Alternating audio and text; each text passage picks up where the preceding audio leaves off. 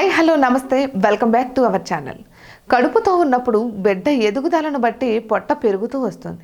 అయితే ప్రసవానంతరం పొట్ట తిరిగి మామూలు స్థితిలోనికి రావాలి.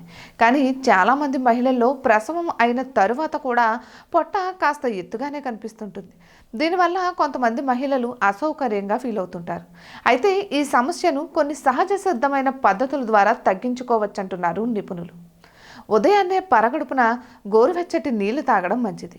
దీనికి ఒక చెంచా నిమ్మరసం, అర చెంచా తేనె కూడా కలిపితే ఎంతో రుచికరంగా ఉంటుంది. ఇలా తయారు చేసుకున్న మిశ్రమాన్ని భోజనానికి ముందు కూడా తాగొచ్చు. ఈ మిశ్రమాన్ని క్రమం తప్పకుండా తీసుకోవడం వల్ల కొద్ది రోజుల్లోనే చక్కటి ఫలితం కనిపిస్తుంది. ఇలా 2-3 లవంగాలు, ఒక చిన్న దాల్చిన చెక్క ముక్క నీటిలో వేసి 10 నిమిషాల పాటు మరిగించాలి. ఇలా తయారు చేసుకున్న మిశ్రమాన్ని కూడా వరుసగా 40 రోజుల పాటు తాగడం వల్ల పొట్ట తగ్గే అవకాశం ఉంటుందంటున్నారు నిపుణులు. రోజు 1 కప్పు గ్రీన్ టీ తాగడం కూడా మంచిదే.